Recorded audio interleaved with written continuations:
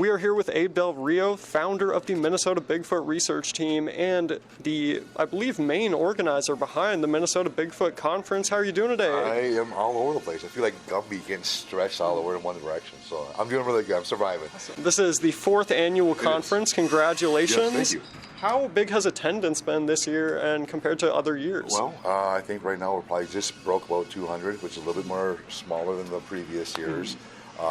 But nonetheless, it's a good turnout. It's 200 more people that we're educating. How long have you been in the Bigfoot game generally? Well, 23 years. I established it back in 2000, so it's been a little over 23 years now. How did you first get introduced to cryptid research? Well, from the gorillas at Como Zoo. My mom and my father would bring me to Como Zoo. Yeah, absolutely. And gorillas, Don and Casey at that time, they would have their own area, and they just bang on the steel drum that they had, and I'm getting goosebumps. And so my mom and dad would tell me that when they would try to go to a different part, I would just have a tantrum. I didn't want to leave. I wanted to stay there and look at the gorillas. You know, hearing the occasional Bigfoot sighting and report coming over through the radio, the newspaper, and it just kind of made a correlation and stuff like that. And then in the late 90s, there was just more stuff coming in.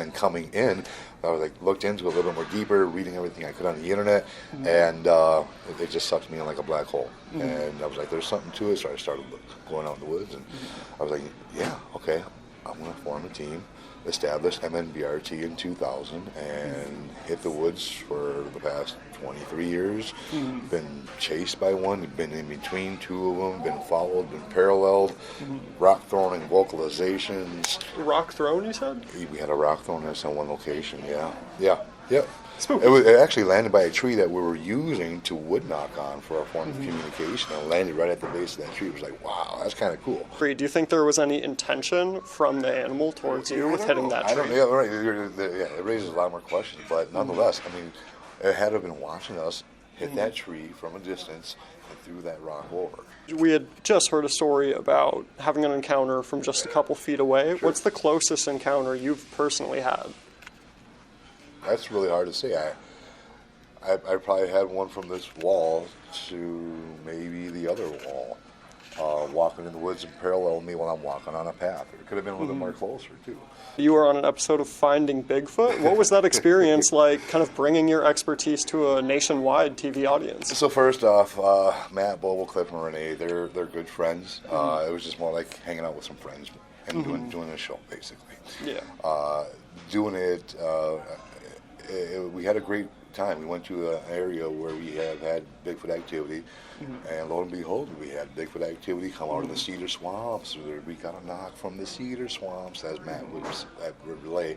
You know, we're all been doing this for 20 plus years, so it was just like a meeting of the minds, so to speak, and just having fun with each other and getting out there. It was just fun. People with a mutual passion. Absolutely, yeah.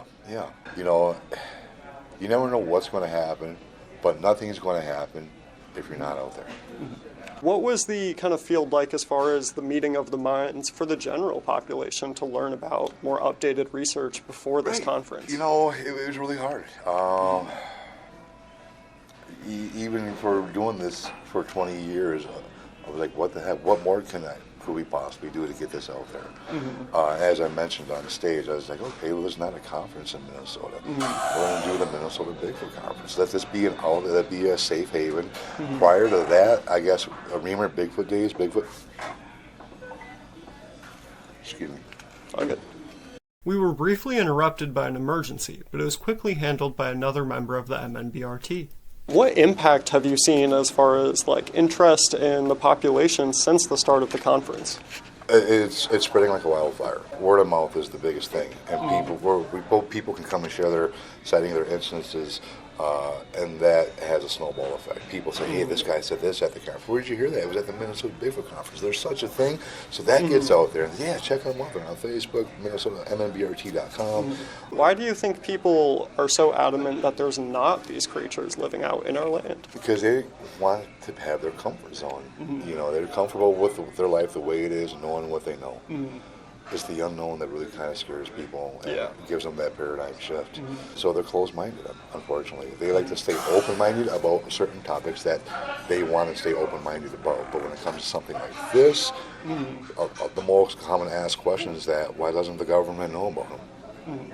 In all reality, the government does know about them. They have the technology, they recorded them, they've captured them. They removed bodies from burning areas of national forests and stuff like that. So why is it hush? Hush is more of the big question. Yeah. Yeah. Again, if they were to disclose that Bigfoot's real, I think a lot of questions would arise as far as creationism versus evolutionism. If it is what we all think it is, the possible missing link, I think God created these just the way He wanted them. He created Homo sapien, Homo erectus. These are some kind of a Homo genus. We've heard stories about them kidnapping women and the women coming back with babies that are a little bit different. We're talking about a creature that has no geological borders. They can go wherever they want. Who's going to stop them, right? So they're quite elusive as well. Right, yeah, and they know when to move, they know where to stay away, they're right on the fringes, right on the outskirts of society and civilization. So they've been surviving for who knows how long and been doing what they're doing for who knows how long. And they're masters of it. So here in Minnesota, I would stick my neck out and saying there's at least 1,000, give or take. What do you think people gain from being a part of this field and coming to events like this? Hopefully, if they can walk away with a little something that opened their minds, or a little something that they didn't know prior to coming in, that's all I would ask.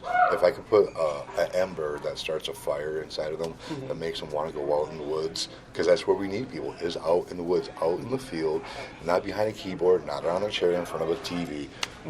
That's where we want to find the answers, is out in the field itself. Final words, I guess the only thing I would want to promote is the Minnesota Bigfoot Research Team. Check us out on Facebook, YouTube, mnbrt.com. We have a great guy that works on the website, and Minnesota Bigfoot Conference as well, a Facebook page. And check out our videos, follow, like, stay tuned, and subscribe, and squatch on. Wow. Wasn't that a fun video? If you enjoyed that, you can watch the full 49-minute video on the Bigfoot Conference in the link in the description. If you'd like to see more from the channel, you can watch the Comic-Con video as well. Or you can check out Pondercast, the podcast where I interview local musicians, creatives, or other interesting people. But for now, I hope you found something interesting, informative, or insightful, and thank you for watching. Bye! You are watching Ponder Media!